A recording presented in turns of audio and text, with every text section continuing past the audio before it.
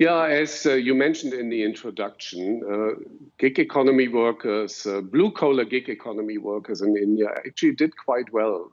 The robust sector, 5 million people, and more than half of them made more than 25,000 rupees a month, as you can see.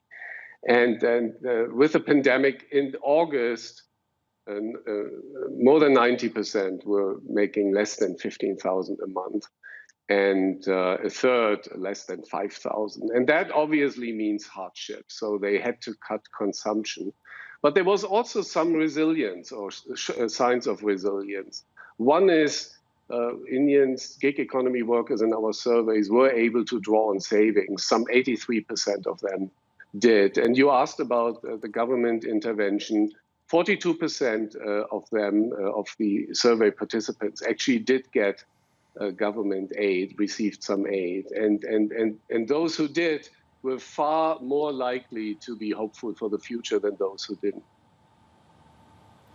You know, Tilman, you talk about those who were able to draw on savings, but I noticed one line in your report showing that 47% of gig workers basically said they couldn't cover their expenses without borrowing if they lost income for a month, which is quite worrying. And I wonder if COVID-19 has been a wake-up call for the entire sector, and to what extent you're actually seeing innovation when it comes to solutions to this problem.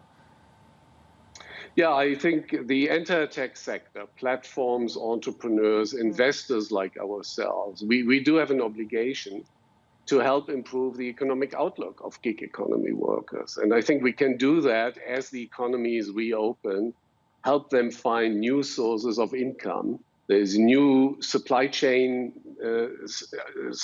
are developing, distribution networks are developing, logistics. The economy will look different, but there will be new sources of gigs. And so we need to help them find these gigs first. Secondly, we need to help them optimize their earnings across different platforms. We thirdly need to give them working capital to get going, maybe against future earnings.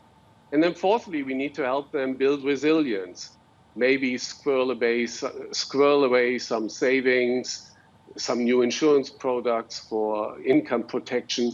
All these things are feasible. We have portfolio companies across the globe who work on all of these issues. Yeah, it makes me think of all those fintech companies that are trying to do just that, and whether this will see a real opportunity for them, whether it comes down to financial education or providing more savings products, as you suggest.